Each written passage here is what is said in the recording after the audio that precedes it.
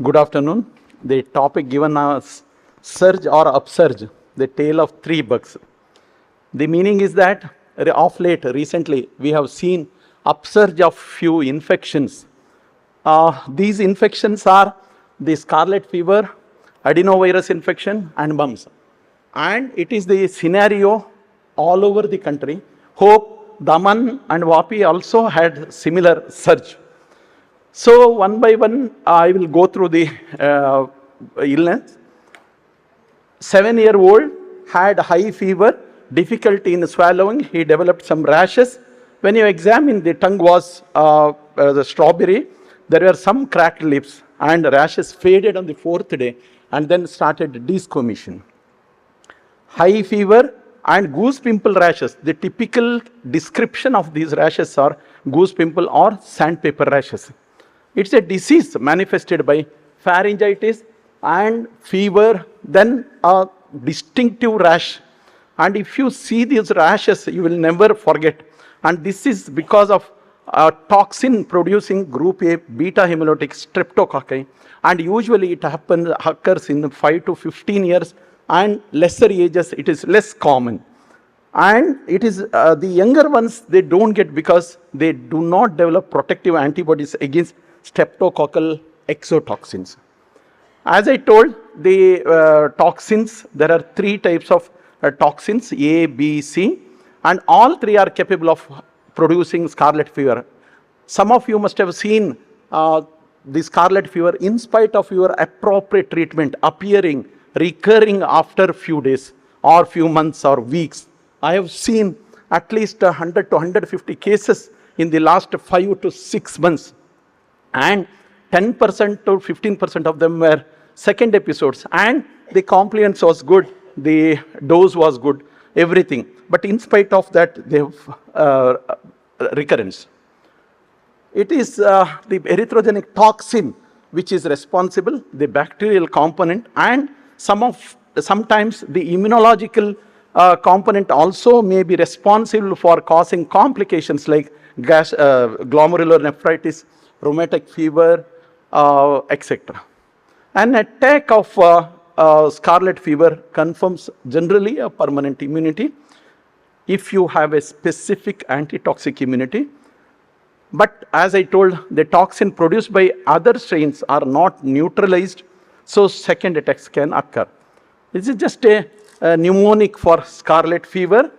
And the rash, as I told, it progresses for 3 to 4 hours, then goes on for 7 to 10 days. There is what is called as a pastia lines, the transverse red streaks in the skin folds, especially in the elbows, and that is due to the capillary fragility. Circumoral pallor, because we had seen a lot of cases, moment the child walks into the chamber, we used to diagnose this could be scarlet fever. You can appreciate these pastia lines in the antecubital fossa, desquamation, and sandpaper rash. It is better felt than seen, the strawberry tongue, red lips, etc. Tonsils can be enlarged, only the pharynx may be congested. And tongue, there is a specific progression in the manifestation. Initial part, it is a white strawberry tongue, wherein it is coated, and after 2-3 days, it is swollen, the red papillae becomes more prominent, the epithelium gets desquamation, and then it becomes a red strawberry tongue. So initially, the white strawberry tongue, then it becomes a red strawberry tongue. Usually the fever settles by 7 to 10 days. With the antibiotics, it settles much earlier. But the patient is infectious up to 7 days before the symptoms and 24 hours after appropriate antibiotic therapy. There are various differentials, but if you have seen few cases, you will never make a mistake. At the initial part only, you can make the diagnosis. Sometimes measles can mimic adenoviral infection, and one of the other thing is the Kawasaki disease can be a differential diagnosis. This is how we can clinically differentiate between the Kawasaki, scarlet, or measles, even adeno. The tongue, strawberry tongue can be there in, will be there in Kawasaki disease, but red eyes are there in Kawasaki disease. Response to antibiotic, moment you make a diagnosis and start the antibiotic appropriately, within 48 hours the child will start responding. And edema of the extremities like can be there in Kawasaki disease, and rarely even in scarlet fever sometimes we may be able to see, but not a regular peel. The peeling occurs, the type of peeling that occurs in Kawasaki and the scarlet fever is little different. In Kawasaki, the peeling occurs in the perianal and periungual region, and usually that peeling occurs after 2 weeks or 3 weeks. Whereas in scarlet fever, at the end of first week only they can get the peeling, and more it is periungual. I mean the whole body, generalized it can be. No specific investigations. People are doing ASLO and other things, but it doesn't work. There is no other specific management other than antibiotics. But the goal of management is to prevent the complications, reduce the spread to others, and all immunological based complications, and shorten the course of illness. Symptomatic treatment, and some children may have a lot of itching, so some antihistaminic, but antibiotics are the mainstay. It should always be the amoxicillin, about 40 to 50 milligram per kg, and you should educate them that you should continue for 10 days. Gasopharyngitis can be left untreated, but not the scarlet fever. Scarlet fever has to be treated. There are various suppurative and non-suppurative complications. Suppurative, the otitis media, sinusitis. Even there are case reports of necrotizing fasciitis also. Whereas non-suppurative, the jugular vein septic emboli, rheumatic fever, and post-streptococcal reactive arthritis, etc. Most of them, the mortality is very negligible, almost nil, with the proper and early antibiotics. Prognosis is good. So about the scarlet fever, we know the clinical features. Most of you would have been masters in diagnosing the thing. Only thing is, it can lead to suppurative or non-suppurative complication. Amoxicillin, amoxicillin, amoxicillin is the drug of choice. 10 days it should be given. The next one is adenovirus. I don't know whether you had a problem of adenovirus, but in our place, and especially the West Bengal had lot of cases of adenovirus. Even I think Maharashtra, they had reported. This particular child, 7 days fever. Initially, because of the symptomatology, diagnosed with influenza, then a cough he had, toxic but not much of this thing. Counts were okay, but CRP was around 62, cultures were negative, and as a routine, because influenza was suspected, we sent the nasopharyngeal swab, and it showed adenovirus was detected. What is adenovirus? It's a non-enveloped DNA virus. It can infect humans and animals also. It looks like a space vehicle. It is typically described as a space vehicle.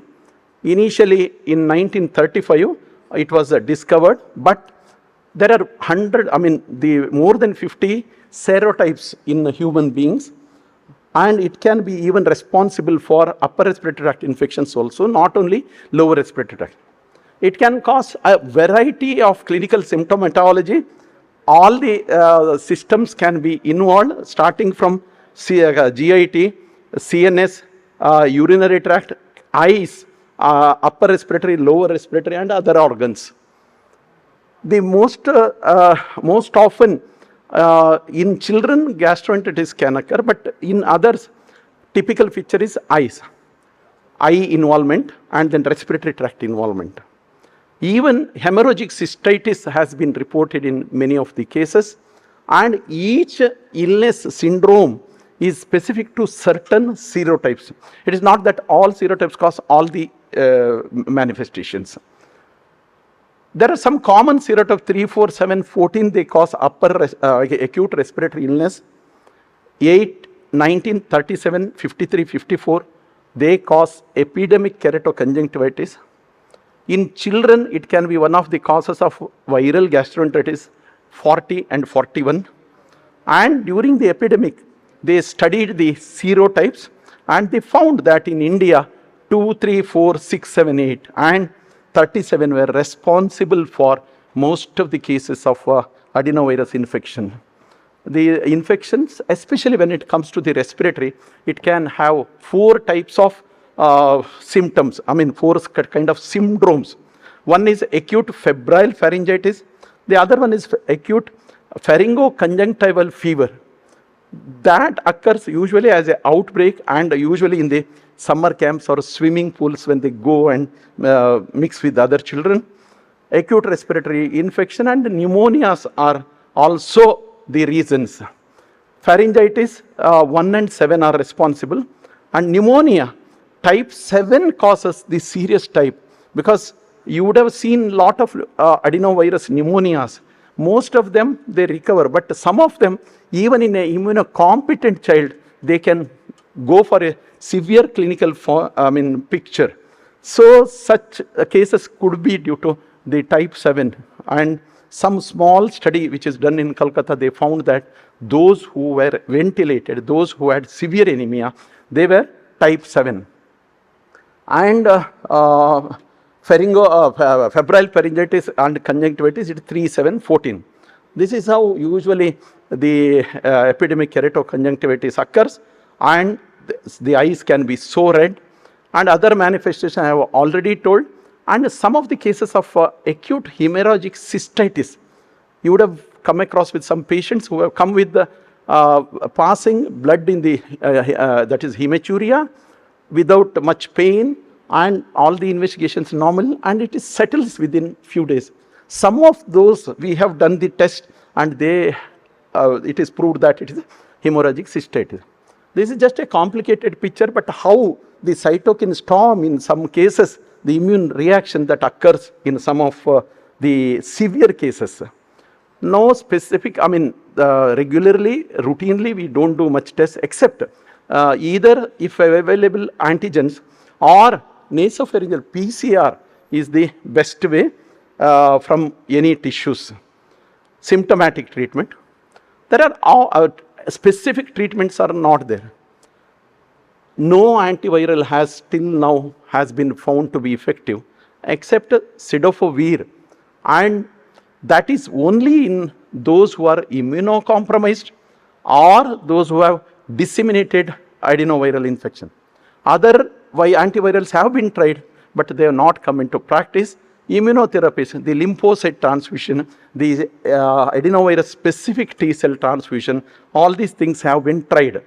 And we know that during COVID, adenovirus was the vehicle for some of the vaccines. Even for gene therapy also, it was tried.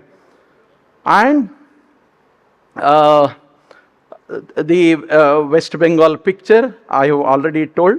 And post-infectious complications, some of them develop the bronchiolitis obliterans. Post-infective bronchiolitis obliterans have been reported following adenovirus in some of the cases.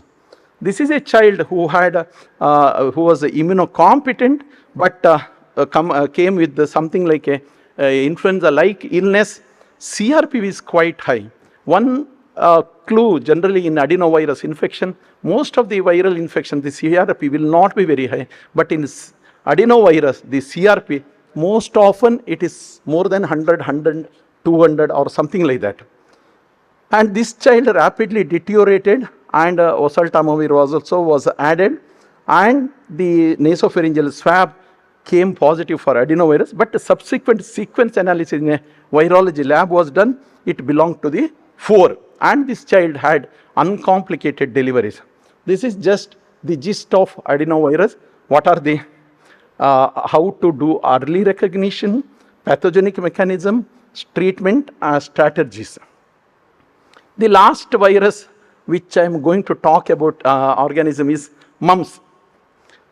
Mumps, of course, had huge outbreaks. Even we had seen hundreds of patients. The virus belongs to the family Paramyxoviridae, and it is a pleomorphic virus. The single-stranded RNA virus. It is enveloped by 2 glycoproteins. This mumps virus has 1 serotype and 12 genotypes. These are the various genotypes, and each one has a different role to play. Few of them, they cause pathogenic mechanism. Few of them invade the host immune response, so on and so forth. So, the genotypes are quite interesting. Wild type genotypes like C, D, G, H and J were predominantly circulating in the Western hemisphere, whereas in Asia it was B, F, G, I. They were circulating. And in vaccinated population, especially in some of the European countries and the America, the vaccinated population had an outbreak of mumps, and they found that genotype G was responsible for these things. Now that application of NGS, it allows greater resolution of that.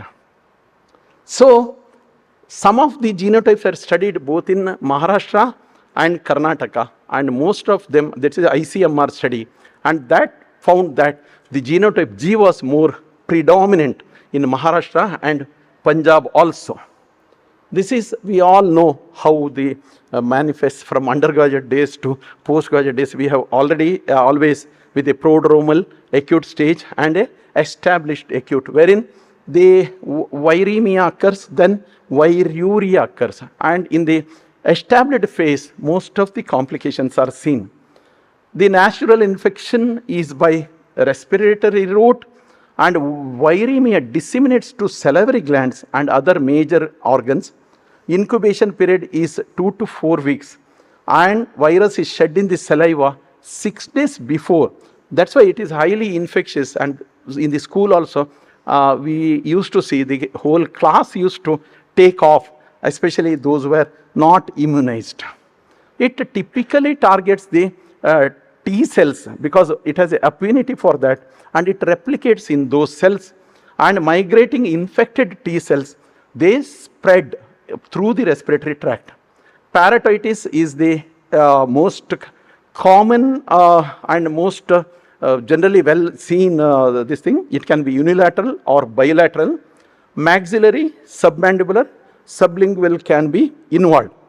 But sometimes it so happens the parotid gland may not be, the maxillary may not be, only the submandibular and sublingual can be involved. In those cases, generally we have a confusion whether it is a acute, it's a viral mumps, or is it a suppurative lymphadenitis. But looking at the epidemiological features, contact with the case and the presentations, we can make it. And viral replication occurs in parotids. The virus has a unique tropism to certain tissues. The one tropism is it can cause to CNS, the other tropism is parotid, the third is the testis. These are the three most favorite organs of which affected by mumps virus. There was a study to see mumps-like illness, because we say that once the mumps you get, it is a lifelong immunity. The natural immunity gives, natural infection gives lifelong immunity. But there were many cases wherein the people who have been vaccinated properly had mumps, and they found, they did a study, and these were the few viruses that was responsible for a mumps-like illness in those patients. It is not mumps at all. And 7%, 4% of them were either Epstein-Barr, parainfluenza, adeno, HHV. Architis, usually 15 to 30% people it, and generally it is in adolescent or post-pubertal age it develops. 15 to 29 years is at highest risk, and pre-pubertal it is not very common. And usually unilateral, it can be bilateral in 15 to 30%. And the virus has been isolated even from seminal fluid, and weeks after the infection. And complete recovery occurs in most of them. And infertility, though we say it's not that everyone who has developed mumps orchitis develops infertility, but 50% of them can have a partial testicular atrophy.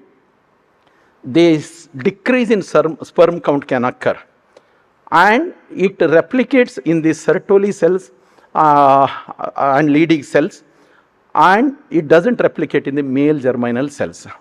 CNS, it is also a neurotropic virus, and it is one of the common extra salivary manifestation of the mumps virus, and more than 50% of them with mumps paratitis. It is less than 10% of them have meningitis, and it doesn't develop in 50% of them with the paratitis, may not be there in 50% of the children who have meningitis. So that is the irony. Sometimes you may not be able to clinically see the mumps, but the mumps encephalitis or meningitis might occur. It is a lymphotropic. From there it becomes a neurotropic virus, and it infects the epidermal epithelia, they degenerate there, they become they cause the blockage of and cause aqueductal stenosis, and hydrocephalus can occur in some patients. Deafness is another complication which we generally don't give much importance. 4% of the mumps can have, and generally it is 4%, and then typically it is unilateral. Though it is transient, sometimes it can be permanent also. The lesions are due to the degeneration of stria vascularis, tectorial member, and organ of Corti. Viral endolymphatic labyrinthitis is the reason for the pathological mechanism, which is a immune mediated. Cardiac involvement, not much. Renal involvement sometimes can occur. Pancreatitis has been reported, and there were some time they tried to correlate pancreatitis due to mumps and diabetes mellitus, but there is no conclusive proof or causal link between the two. Transplantal transmission has been found, and in fetus abortive they have been able to identify. In pregnancy, when mumps occurs, there is no increased risk of developing infant with the congenital malformation. Gestational mumps has been implicated in the development of endocardial fibroelastosis. That is one thing. And in pregnancy, generally it doesn't cause much thing, but they have been able to document that virus infection occurs even in the pregnant woman, but not in the mother. No specific test, it is a clinical diagnosis. Moment even the grandmothers will make a diagnosis. So there is nothing much, but the only thing is looking for complications, looking for atypical presentations are the most important thing. The buccal swab viral RT-PCR may be done when you are in doubt or for some research purpose. Mumps vaccine, we know that 3 doses are given. The immunogenicity with the 1 dose is 78 and the 2 doses is almost 90%. And waning immunity can be the reason for some of the outbreaks in fully vaccinated children. Though generally, in general, the mumps infection confirms lifelong immunity to the disease, reinfections have been reported. Government of India, we know it has been a discussion point why IAP recommends and why Government of India doesn't give. The cost, the logistics, the burden of the disease, they want documentation, they need whether it is really severe compared to rubella and other infections. This has been beautifully described in 2024 WHO the mumps vaccine report. So to conclude, mumps virus has a genotypic diversity, and by studying that we can have a better vaccine development. Genetic characterization is effective tool to track the transmission. More evidence needed for new strategies to address the resurgence in the post-vaccination era. And recombinant mumps virus are under investigation even for cancer therapy. Some of the cancer therapies, they have been using this mumps virus as a treatment, and in Japan they have done a huge study and they have encouraging results of mumps virus being used. Even the dermatologists, most often they use for some warts or other things. So multiple advantages of the. Thank you so much for the patient listening.